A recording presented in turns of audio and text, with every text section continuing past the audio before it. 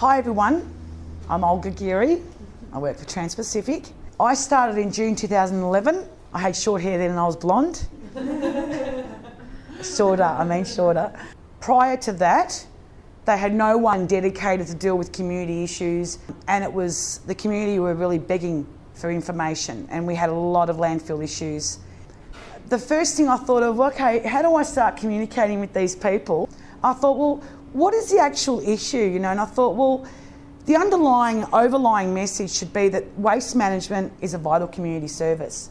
And that's something that I try to get across all the time, that it's one thing to complain about landfills and how they can impinge on the local community, but it's also important to let's look at how we can reduce waste going to landfills. Let's understand that we're all contributing to the problem. So the first thing I did was open this, because when I came here for my interview, I was next door actually, you wouldn't believe it. I walked in, there was nothing about what they do. There was no pictures, there was absolutely nothing. I said to the guy who interviewed, he said, what would you do? I said, the first thing I would do is I'd use this old portable you've got next door and I'd turn that in the Community Information Centre. And he said, great idea.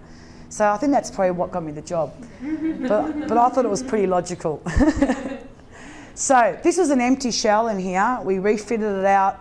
We opened the site 26th of July, I think it was. So yeah, about 6 weeks later. The next thing I did was I started up a hotline. It's basically about listening. That's all really it is, because a lot of them, it is, it's about just wanting to be heard. By calling us, they've got direct liaison, and that's really, I'm able then to also get across some really key information that they're not aware of. And it does seem to make quite a bit of difference. How many calls do you get on average a week? On average, sometimes 2 a week, sometimes 10. If we've had a lot of rainfall, low atmospheric pressure, when it starts to subside in the evening, that's when all the gases rise in the landfills, so it can be a little bit smelly. I'm so proud of this. This is my favourite thing. The education program. The kids, they're just such good fun, and they're so clever, aren't they? They ask the most mind-boggling questions, and so I've learnt a lot. I've learnt a lot through the kids, and what they love the best, I think, is what you're all getting today, and that is a chocolate-filled willy bins. Right? So I'll give them out now.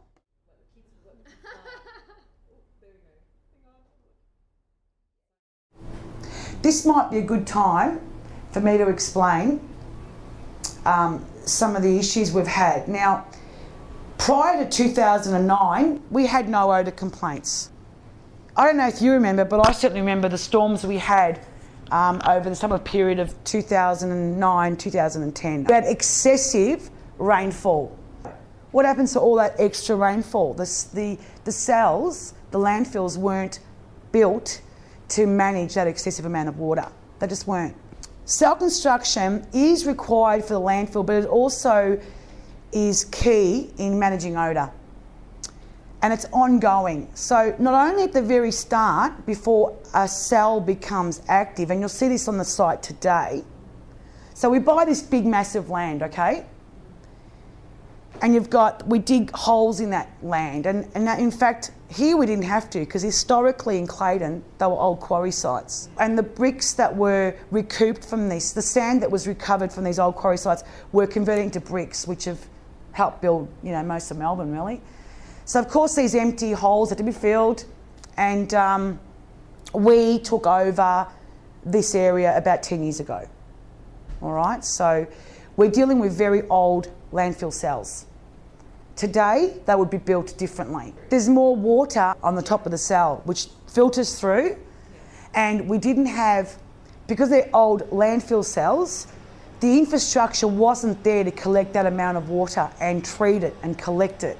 The leachate forms anyway with the waste, okay? So by having the excessive amount of rainfall, you're going to have an excessive amount of leachate formed. So what happened? Of course, we had an inundation of odour complaints, and not just us. We're talking about landfills, across the state. We've had to spend a lot of money to get them up to scratch. So the biggest community issue is the odour.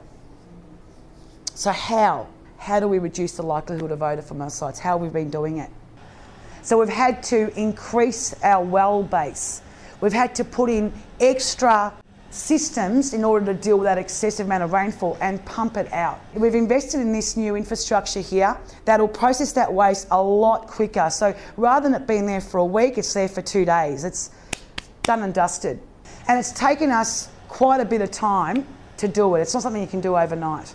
That's what I'm trying to get across, the complexity of the landfill. You might fix one thing, but then you've got to fix something else, and they've all got to be fixed all at once. So that's active odour management. We also have what we call odour suppressants along the borders, the fences of our boundary, and they work intermittently and manually depending on the wind direction and the wind speed. But we also have complaints about the smell. They don't like the vanilla coming through into their backyard, so it's just hard to understand. And I'm never going to please everyone. Now, I've actually sensed the odour here some days. It's like a sweet odour, but it's not a nice sweet odour. It's not chocolate. Do you have any cereal bowls? I do, yeah. I do. I have Ava, who doesn't like the vanilla. Yeah. And yeah, I do. You know, I know it's funny, right? But I empathise because I work in the area and I know what they're dealing with, and so, you know, these residents do have a lot of trouble. They can't open their windows. Yeah. The odour can be pretty bad. But that's one thing I haven't mentioned, and this is one of the things I drive home to the kids as well, that the gas that's extracted is converted into electricity, and that electricity is actually used to power this area as well. So we have 2 active landfills at the moment in Clayton. Fraser Road, which we're going to go and visit today, which is the Putrescible, accepts household rubbish, curbside waste. The kids say, what's that? Well, remember the word putrid. What does putrid mean? It means it's smelly. So that's a Putrescible landfill. And they go, Henry Street is basically the construction, demolition waste, your metal, your mattresses, your timber, and our 2 transfer stations, one which is based right behind us, and the Carroll Road is a public waste transfer station where people bring their green organics. And the great thing about Trans-Pacific is that everything that's collected is actually recycled in some way or on-sold. So the metals go to Symes Metal. The mattresses go to, no, they're compacted and go to waste because no one wants the mattresses. But the batteries are recycled, bits of them are. So mostly everything that we accept is recycled and reused. And that's it. Okay, we're heading now into the Fraser Road landfill. All right, here we go. Quick tour. Entering into the landfill site. There's Chris. That's the batter slope that we've just finished covering, and that's going to be a new active cell in there. So, as you can appreciate, quite a bit of work has gone on underneath that geothermal cover in order to prepare the cell. Straight ahead, you'll notice the waste being dumped and compacted. That's the active cell right there. So you can see the extent, the enormity of it. The people are always surprised, the enormity.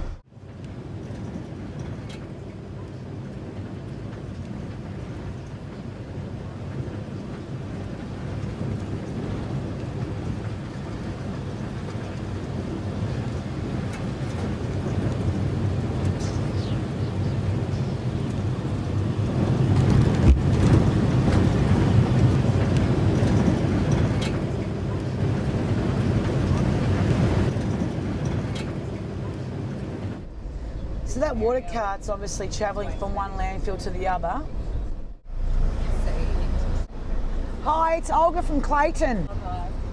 We collected a Ronald McDonald actually, and he was standing on they had him standing out there for the kids for me when we came on the bus.